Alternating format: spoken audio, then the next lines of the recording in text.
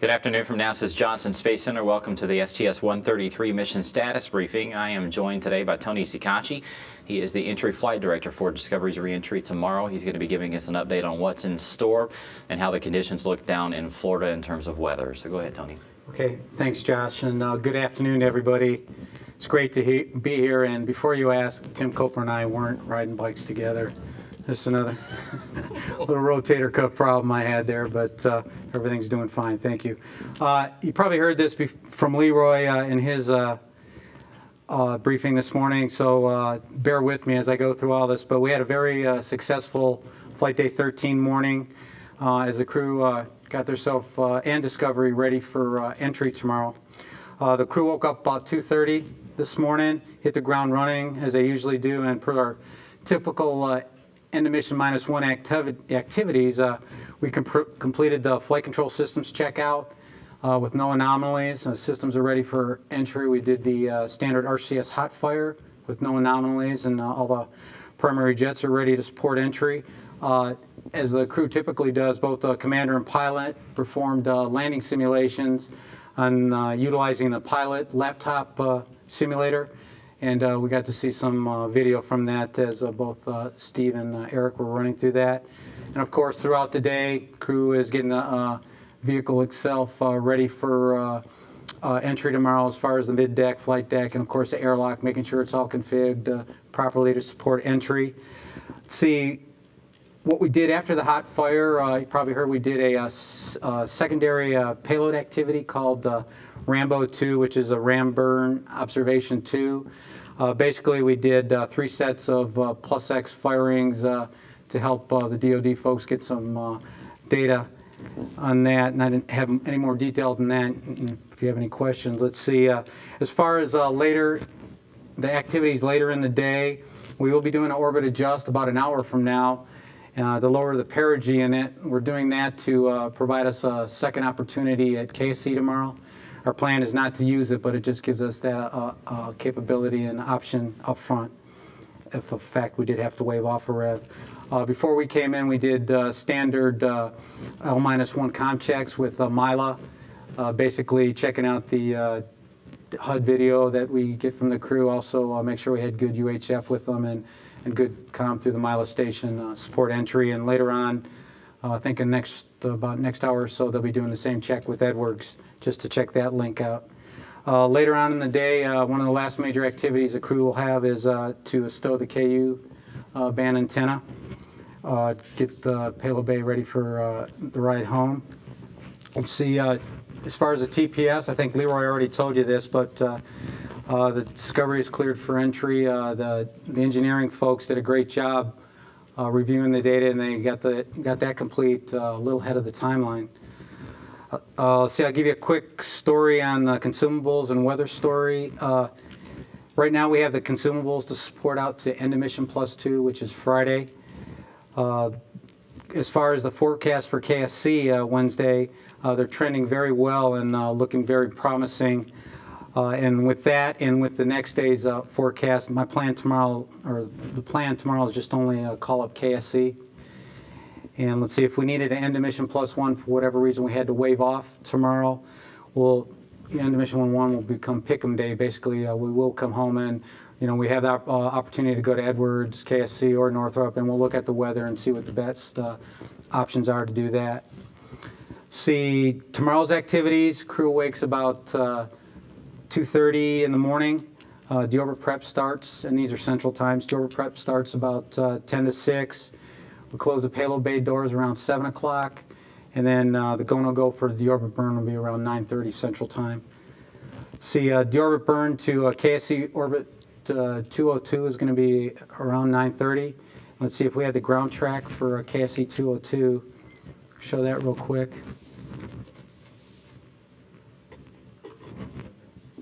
Okay. Oh, there we go. Let's see. That one is for 202, right? Okay.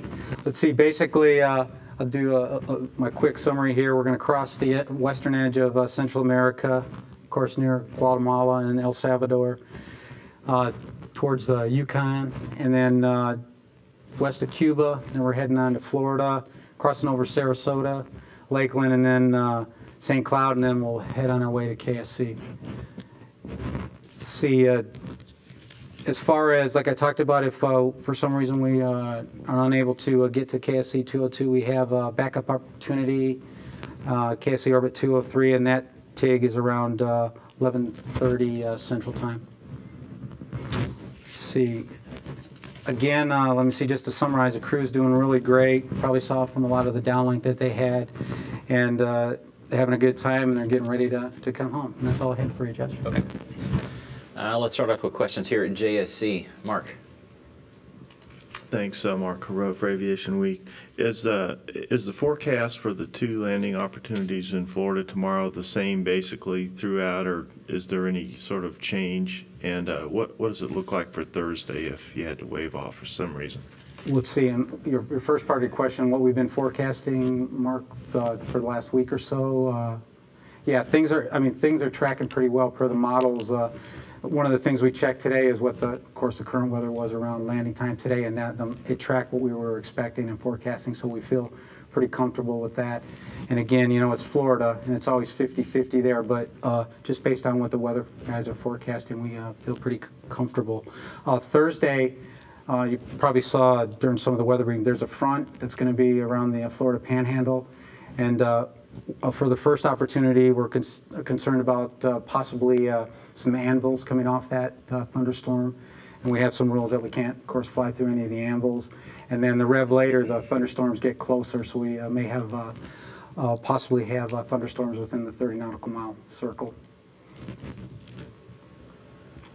Okay, Gina. Gina Sinceri, ABC News.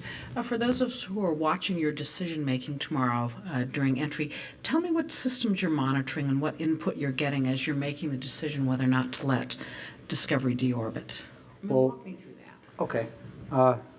Let's see, you know, one of the big key things is what we did today, the FCS checkout and the hot fire, so we verified all the systems we require for entry are functional and available to us. A couple of the milestones, of course, tomorrow is make sure we have a good rad radiator fest bypass checkout, so basically utilizing the cooling in the radiators and such to make sure we have a good cooling with that. So that's one of our decision points, and once everything works well with that, of course we close the payload bay doors, and that has to go successfully. And then basically from there on out, we just continue to watch the weather, and then at that point, you know, make the decision if we want to come home or not.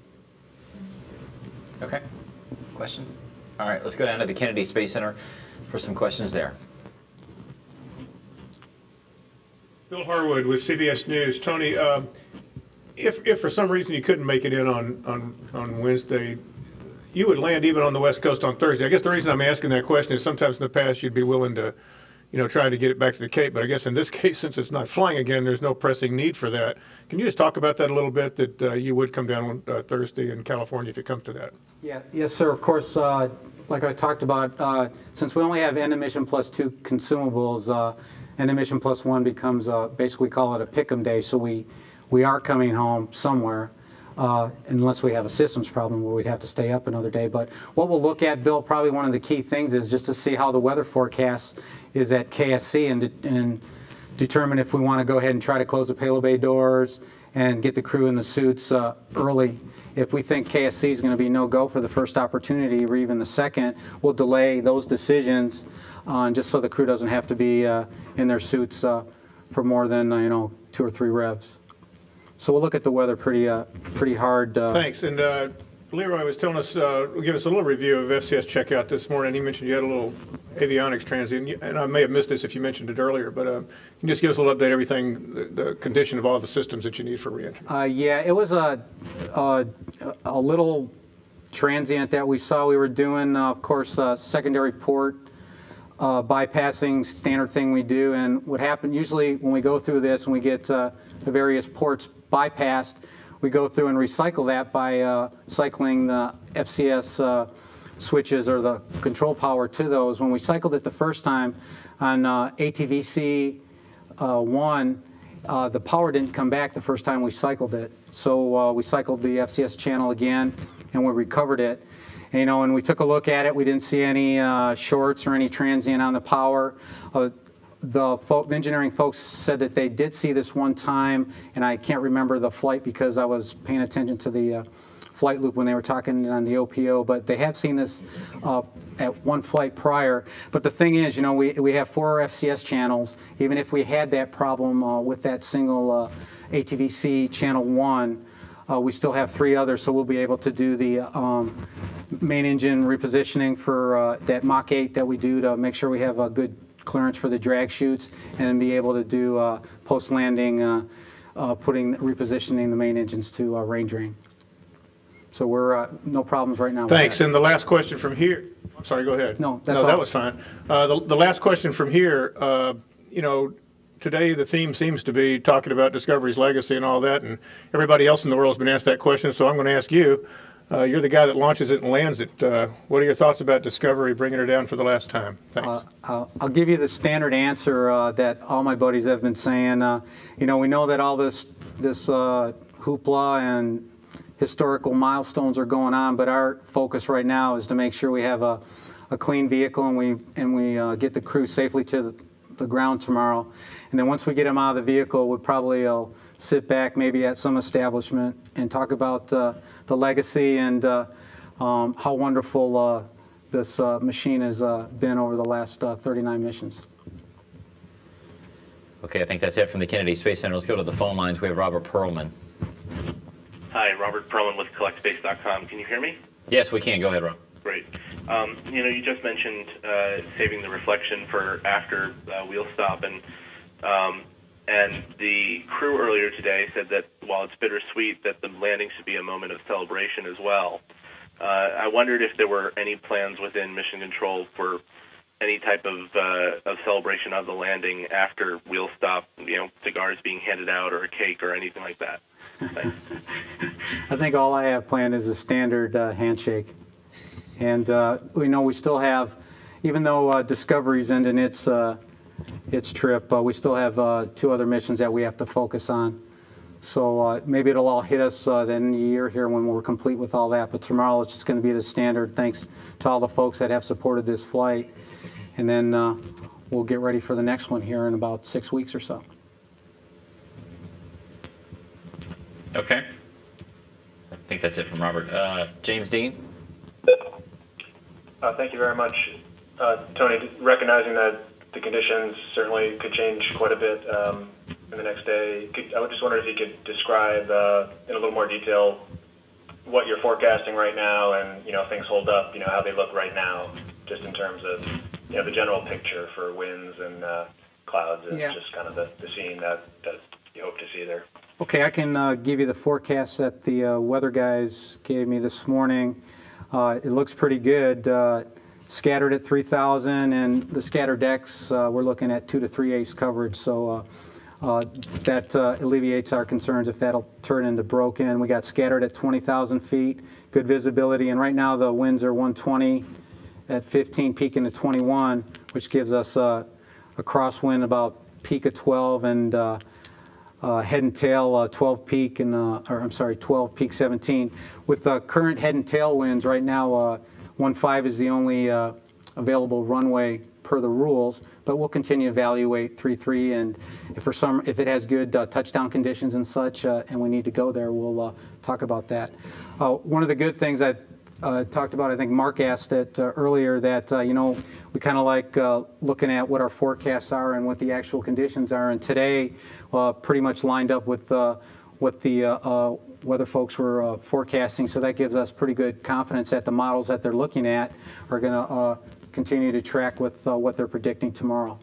But again, it's Florida, and when we come in tomorrow for our shift at 3:30, we'll see what we have and we'll work it accordingly.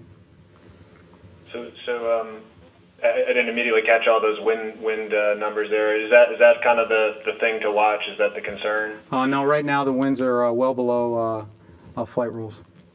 Okay. We have someone flying weather recon tomorrow? Yes. CJ Sturko is the pilot out at KSC. Okay, thank you. Okay, let's go to Andy Cox with the Weather Channel. Hi, thanks. You can guess my questions about the weather. So a couple quick things. You said Florida weather can change at the drop of a hat. Do you have the general times, or at least the number of opportunities that will be available on Thursday? Yes, Thursday, basically, what we'll be looking at is all the three CONUS sites, KSC, Edwards, and Northrop, and we'll look at what the forecasts are for there. Again, like I said, if KSC, it all depends on, if KSC doesn't look good the first couple opportunities, of course, they're first in line, then it's Northrop and Edwards are mixed in there. But, our number one goal is go to KSC. Just because they have all the support there, and of course the families are going to be there too. But if it doesn't meet our weather criteria, and it's just an unsafe thing to do, then we'll go down the line and we'll talk about if we waive off tomorrow, if we want to bring Northrop up. If Edwards is looking good for all the opportunities, that might be the only site that we bring up. Okay. And I should be asking you the questions about weather. Now you guys have a pretty good crew down there, so. Yeah, we sure do. Also, you'd mentioned that runway 15 is going to be the only one available for tomorrow. What are the other general criteria that you guys use to select whether to go into 15 or 33, especially on the weather side? It all depends on what the low-level winds are as the crew's going around the hack, and what kind of performance the orbiter itself has. If it's low energy, high energy. When we get the STA pilots to fly a couple dives, and we ask them about what what kind of turbulence it is, what they think the best end of the runway is, and the crews take their advice on which direction to go. And when things are pretty even, we'll pick what the STA folks recommend. But like in this case right now, what we're predicting, the 3-3 is no go due to just the forecast winds. But like I said, we'll go through and run all the predictions and such, and if we have good touchdown predictions and we ask the STA if it would be a good runway to go to, we could also include that as part of our toolbox and possibly use that end if required. Okay, thanks. Okay, I think that's it on the phone lines. Anything back here in Houston at all? Okay, we'll wrap up today's briefing. Tony and his team will be on console for Discovery's entry at 3:30 a.m. Central Time, a nice leisurely extra 30 minutes for us. But we'll take a look at exactly what the weather's doing in the morning. And of course, we'll have all the latest information on NASA TV during our commentary. And you can also follow along at nasa.gov. We're going to send it back to Mission Control now for more continuing coverage of Discovery's final flight.